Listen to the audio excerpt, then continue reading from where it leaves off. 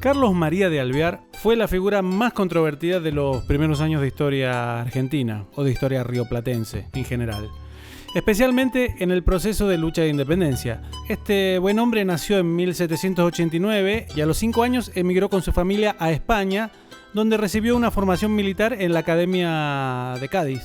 Su educación y su carrera en el ejército español fueron cruciales para su futuro. Durante la Guerra de Independencia Española, Alvear se distinguió por su valentía y sus capacidades tácticas. En marzo de 1812 decidió regresar a Buenos Aires y lo hizo en el mismo barco en el que viajaba San Martín, José Sapiola, Martiniano Chilaver y otros tantos militares notorios, ninguno de los cuales se encontraba en el Río de la Plata cuando se produjeron los sucesos de mayo. En su desembarco, el primer triunvirato lo nombró capitán y sargento mayor del flamante escuadrón de granaderos a caballo. Alvear además fue el padrino del casamiento de José de San Martín con Remedios de Escalada. Bueno, el 8 de octubre estos dos, San Martín y Alvear, protagonizaron el primer golpe de estado de la historia rioplatense, la llamada Revolución del 8 de octubre, que derrocó al primer triunvirato, reemplazándolo con el segundo triunvirato, y también convocó a la asamblea del año 13.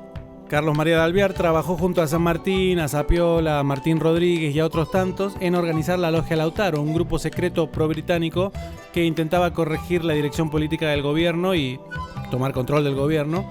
Esta logia fue creada con la finalidad de obtener la independencia de su metrópoli y en realidad reemplazarla por Inglaterra, básicamente. Alvear, luego de luchar contra los realistas que ocupaban la banda oriental, lucha en la que salió vencedor, volvió a Buenos Aires, pero enseguida fue mandado nuevamente a la banda oriental para terminar las revueltas organizadas por José de Artigas.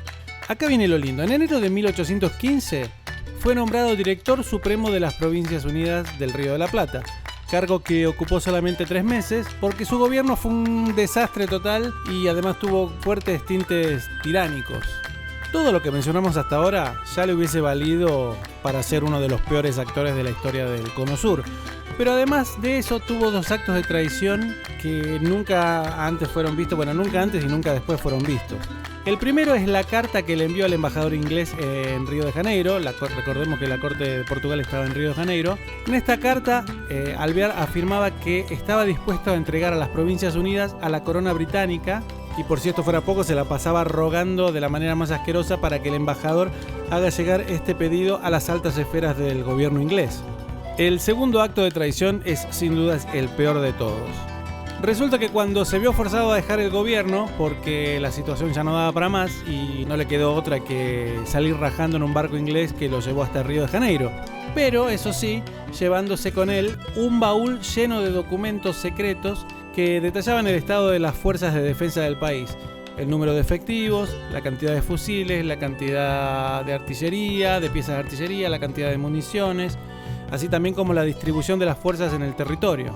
Estos documentos además incluían a las posibles tropas informales de gauchos y de paisanos que podían ser alistadas en casos de necesidad extrema. Bueno, todos estos documentos que se robó no tuvo mejor idea que dárselos a don Andrés Villalba, que era el embajador comercial español en la corte portuguesa de Río de Janeiro. Gracias a estas informaciones filtradas por Alvear, el Imperio de Brasil invadió la banda oriental en 1817. Bueno, eventualmente después de 7 años de exilio, volvió a Buenos Aires, se pasó al bando de los federales, que eran los que estaban en el gobierno, o sea, como siempre panquequeando. Y luego fue enviado como embajador primero a Inglaterra y después a Estados Unidos y también fue enviado a entrevistarse con Bolívar. Alvear siguió participando de la vida pública y cada tanto mandándose alguna que otra panquequeada, hasta que Rosas, que ya no lo aguantaba más, lo envió a Estados Unidos con el cargo de ministro plenipotenciario, lugar y cargo de los que nunca salió hasta su muerte, ya que ni Rosas ni Urquiza lo dejaron volver ni le dieron otro destino como embajador. Algo que Alvear siempre pedía, porque se la pasaba rogando que lo manden a Francia, a Inglaterra o a España. La verdad es que a Alvear nadie se lo fumaba por traidor y porque además era un panqueque político. Y lo fue hasta sus últimos días. Por ejemplo, mientras Urquiza se opuso a Rosas, Alvear lo criticaba. Pero cuando Urquiza ganó, Alvear lo primero que hizo fue mandarle una carta chupándole bien las medias. Así que, bueno, no sé. La verdad, Carlos María de Alvear es el político más detestable del Cono Sur. Y solamente en un país como Argentina una persona así podría tener plazas, estatuas y calles que llevan su nombre. Muy bien, chicos, nos vemos la próxima. Chao.